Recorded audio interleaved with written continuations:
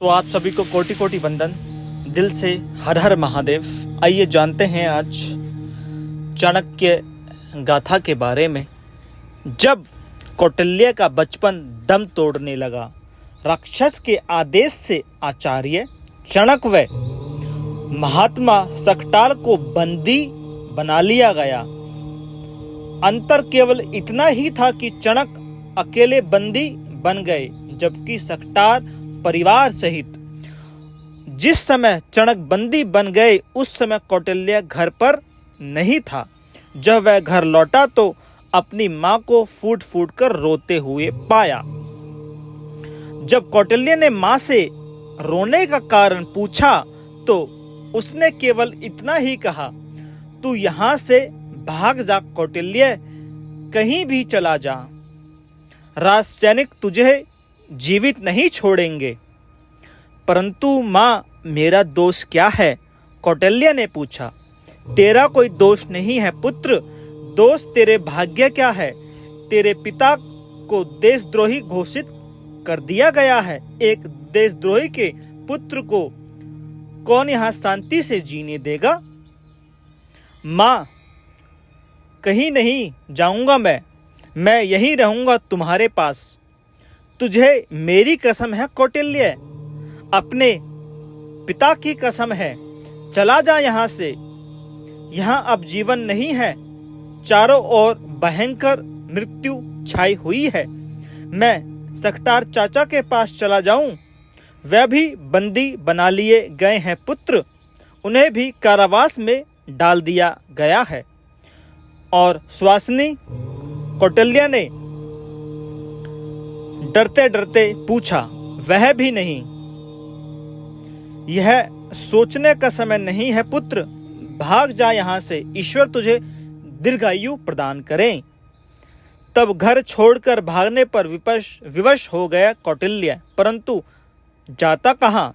मगध की बाहरी सीमा पर जो घना बहुत वन थे, विकट वन, वहीं चला गया। पूरा दिन वहीं वन में भटकते रहे कौटिल्य। कंदमूल फल खाता तथा नदी का पानी पीता, रात को एक पेड़ पर चढ़कर सो जाता ताकि वन प्राणी उसे किसी प्रकार की क्षति न पहुंचा सके। बूढ़े चाणक्य को कारागृह में डाल दिया गया। उन्हें एक सीलन व दुर्गंध भरी कोठरी में रखा गया। खाने को प्रतिदिन 3 बाजरे की रोटी दी जाने लगी, परंतु चाणक्य पर इन सबका कोई प्रभाव नहीं पड़ा। एक दिन राक्षस उनसे मिलने आया। चाणक्य उस समय गहरी सोच में डूबे हुए थे। राक्षस के आने पर उन्हें पता तक ना चला। राक्षस कुछ क्षण तो उन्हें घूरता रहा, फिर बोला, क्यों पंडित जी, क्या सोच रहे हो? चाणक्य ने चौंककर राक्षस की ओर देखा, फिर बोले, मैं यह सोच रहा हूं कि नंद के पाप से यह पृथ्वी फट क्यों नहीं जाती, या फिर महानंद मर ही क्यों नहीं जाता। साथ ही मैं यह भी सोच रहा हूं कि राक्षस को क्या हो गया, वह क्यों देशद्रोही हो गया। राक्षस को देशद्रोही कहने का साहस ना करो पंडित। उसे अपने देश से अगाध प्रेम है। वह अपने देश के लिए हर समय अपने प्राण देने को तैयार रहता है। तो क्या मैं यह समझूं कि तुमने महामंत्री का पद पाने के लिए यह सब किया है? पद का क्या है, गुणवान व्यक्ति को ऊंचा पद तो अपने आप ही मिल जाता है। तुम यहाँ किस लिए आए हो? तुम्हें समझाने, राक्षस बोला। महाराज चाहते हैं कि तुम्हें मृत्यु दंड दे दिया जाए, परंतु मैं ब्रह्महत्या के विरुद्ध हूं। मैं नहीं चाहता कि मगध पर ब्रह्महत्या का दोष लगे। देखो, यदि तुम अपने किए पर पश्चाताप करो और महाराज से क्षमा मांग लो तो तुम्हें प्राणदान मिल सकता है। ऐसे घोर पापी राजा के सामने झुकने की अपेक्षा में मृत्यु को गले लगाना उचित समझता हूं। लगता है तुम्हारी बुद्धि खराब हो गई है। बुद्धि तो तुम्हारी खराब हो गई है। यदि तुम बुद्धिमान होते तो उस नीच राजा के साथ नहीं होते, राष्ट्रभक्त सट्टार के साथ देते। चुप रहो, राक्षस चिल्लाकर बोला। यदि तुमने राजा के विरुद्ध एक शब्द भी कहा तो मैं तुम्हारे प्राण ले लूंगा। इससे अधिक तुम कर भी क्या सकते हो? चणक हंसकर बोले।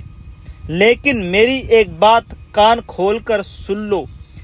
जब प्रजा को यह पता चलेगा कि महामंत्री सक्टार को कारागृह में डाल दिया गया है तो उसमें विद्रोह भड़क उठेगा।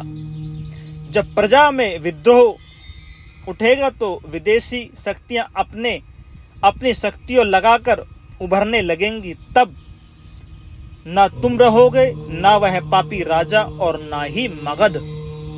राक्षस के होते यह कभी नहीं होगा।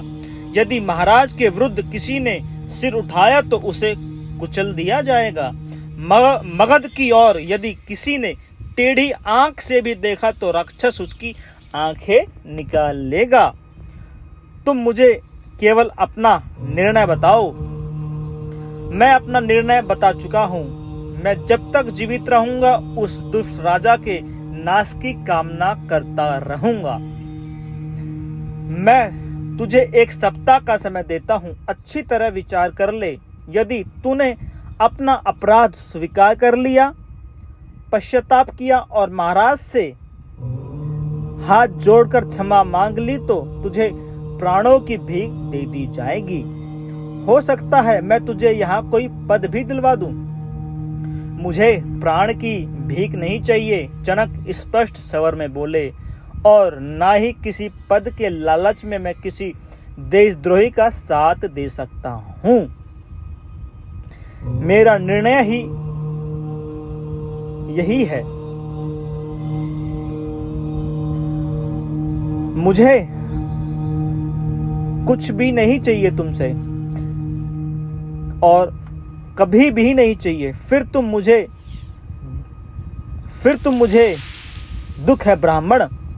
मैं चाहकर भी तुझे जीवन दान ना दे सका। मुझे जीवन दान नहीं चाहिए। यदि तू कुछ देना ही चाहता है तो मगध को एक कुशल राजा दे दे, प्रजा को दुख व अत्याचार से मुक्ति दे दे, स्वार्थी सिद्ध के आतंक से प्रजा को मुक्त कर दे। राक्षस पृथ्वी को रौंदते हुए कारागृह से बाहर निकल गया। ये आचार्य चणक जो है वो चाणक्य के पिता हैं। तो आचार्य चाणक्य नहीं, आचार्य चाणक्य के पिता चणक ने भी बहुत मेहनत की है मगध को बचाने के लिए। आने वाली वीडियो में हम आपको आगे का जो कहानी हुई है वो सुनाएंगे। आप अपना प्यार देते रहिए, चैनल को सब्सक्राइब, लाइक और शेयर करिए। ये बात सभी तक पहुंचनी चाहिए। मैं आप लोगों के लिए ही ये वीडियो बनाता हूँ। क्यों? क्योंकि हमारी जो शिक्षा पद्धति है, जो प्रणाली है, उसमें हमें आचार्य चाणक्य के बारे में और शिवाजी के बारे में, हमारे जितने भी बलिदानी हुए महाराणा प्रताप के बारे में, इतने हमारे योद्धा हैं जिन्होंने बलिदान दिया, इस देश को बचाया। रानी लक्ष्मीबाई के बारे में पढ़ाया ही नहीं जाता। उन मुगलों के बारे में उनका इतिहास पढ़ के हम करना क्या है? हमें अपने वीरों की कहानी सुननी है या उन दुष्ट लोगों का कहानियां सुननी है जिन्होंने हमारे इस देश को बर्बाद किया, हमारी बहन बेटियों की इज्जत लूटी? हमें तो अपने जो महान लोग हैं उनकी कहानी सुननी है और उनकी कहानियों से मोटिवेटेड होके आगे बढ़ना है। तो आप सभी को कोटि कोटि वंदन। हर हर महादेव। जय आचार्य चाणक्य।